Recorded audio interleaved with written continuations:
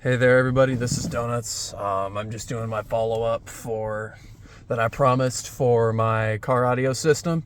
I wanted to thank all of you guys that left your comments and all of your feedback, ideas, and you guys gave me a lot of inspiration for this build.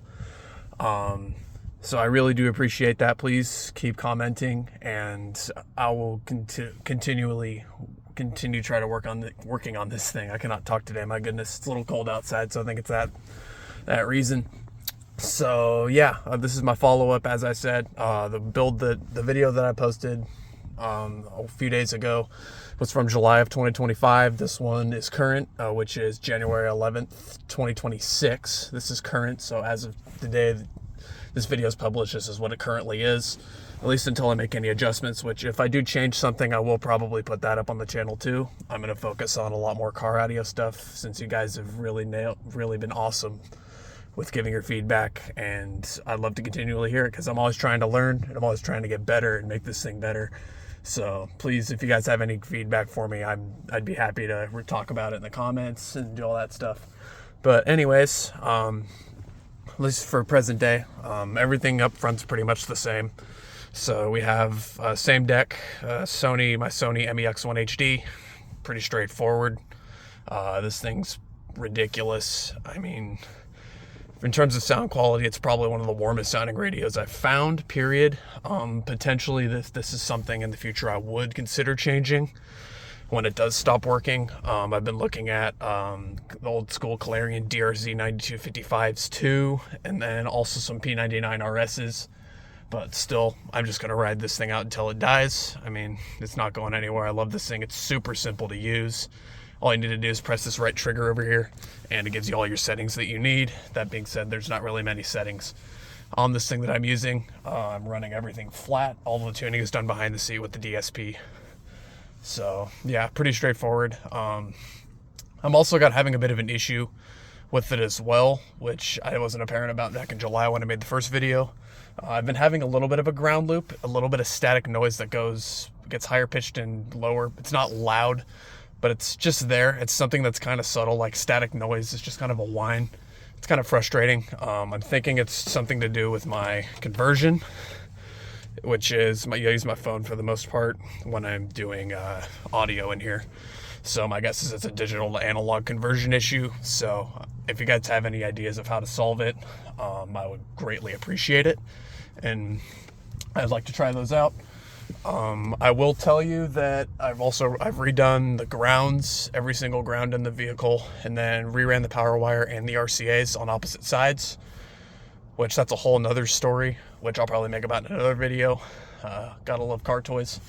So yeah, pretty straightforward there. If you guys have any comments about that, please feel free to leave them. If you have any ideas, I'd love to hear it, talk about it. Then same front stage as I was talking about. My 325 IS are still in there. If you guys have noticed maybe a little small difference, I decided to, air quotes, wrap the pillars.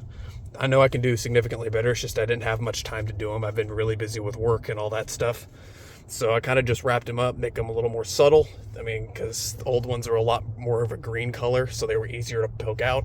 But patching them to navy blue to match with the carpet makes them a lot more difficult to see outside looking in. So that's the reason for that.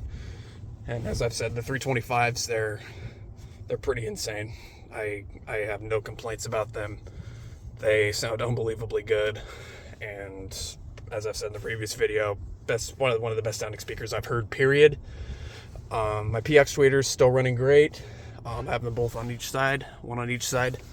They're pretty good. I've been considering swapping them out for a pair of Morels, probably Morel late carbon altos or piccolos, one of the two.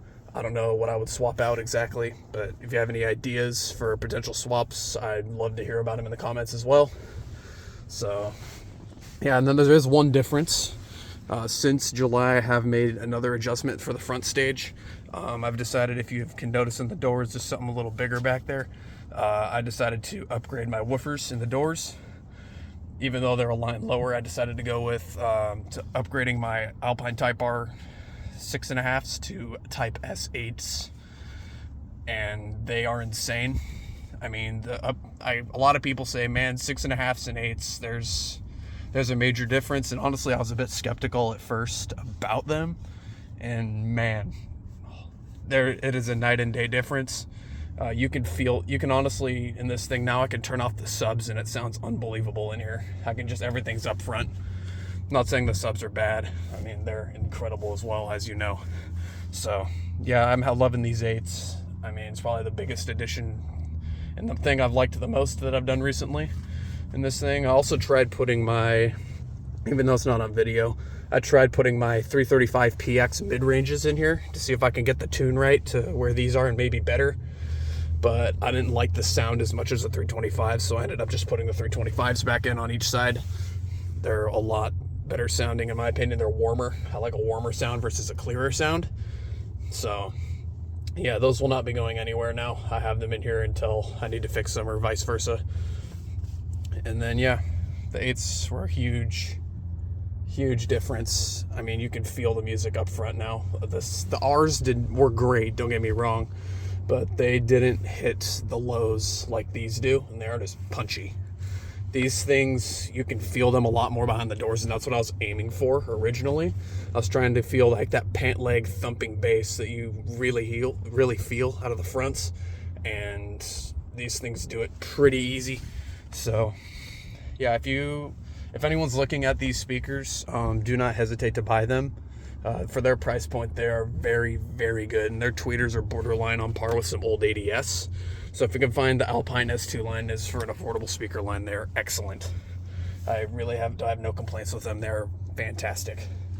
And then, guess going to the back now, that's the end of the front. That's the only adjustment. There is a small change back here as well. Same STEG Q line right here is running the front stage. So the 325s and the PX tweeters and the kick panels. So I believe the mid ranges are crossed from 200 all the way to, or 225 to 3500, I think. And then the PX tweeters are 3500 and up. And then yeah, this thing's extremely warm sounding as well. That's the main reason I love it so much. In terms of warmth, this thing it's so good. It just makes the music sound like butter, if you know what I'm saying. It's super nice. It makes everything sound so gentle and warm. I love it. And then same DSP as well. Got the Arc Audio PS8, the original model from the early 2010s. Still doing work. I haven't really made any adjustments back here. Everything's still good there. I did make an adjustment with the crossovers when I put the 8s in. The original crossovers I had for my 8s were, I believe, I gotta think. I think it was 80 to 250, if I recall. I do a little bit of overlap with Linkwitz Riley crossovers, so it's a little warmer. I just like the sound of Linkwitz better than Butterworth. So I prefer Linkwitz, and that's the one major change I've done with the sound quality. That's what really took it to the next level, honestly, was making sure the crossovers were right. And then the next thing I did is, yeah, there's no more T420. The 8s have a lower RMS than the Type R's did. The Type R's, I think, can handle about 100 RMS. The 8s, since they're a line lower, they don't take as much power. They're only about 50 RMS, maybe a little higher. So to adjust to that, I decided to swap to a Alpine Mrp-f300. It's just a small 4-channel amp. It's 50x4. It's not crazy, but it's still Alpine. I love this little thing too. I also have 2 spare. It's a dual circuit board, so you can't run all 4 channels off of 2 RCA inputs. So I've decided just to leave those clear for now. It's not drawing as much current, which I honestly need. That's probably going to be one of my next upgrades with this vehicle, is probably better electrical or second battery, just so I can have more current. It's a lot easier on everything that way. And then also I can upgrade the fusing as well. And then for the crossovers for the Alpine 8s, I decided to drop them down. I believe they're from 65 to about 200 hertz. So the high spot crossovers are the same, or 250, I think. Actually, yeah, 250. So the high spot crossover is pretty much the same, but the low end is a little bit lower, and they are pretty stellar. They blow my mind every day. I love them. And then, yeah, the MRV-1000 is still the same. That's still powering these bad boys, my RS10s right here. They need no introduction. They're pretty incredible themselves. So for I want to run 4 of them in here, but I've just decided on running 2 so I can keep the jack functionality that comes with this truck. So I really want 4, but at the same time, these 2 are more than enough for me. So no introductions there on those. I love them to death, and they will never be, I will probably never use another subwoofer. They're that good. So yeah, the MRV is still powering the RS10s. I didn't change their crossovers at all. Everything's still the same. They're playing from about 75 hertz all the way down to about 18. That's their crossover. They hit below 40 hertz really hard and under half a cubic foot. They are insanely good subwoofers.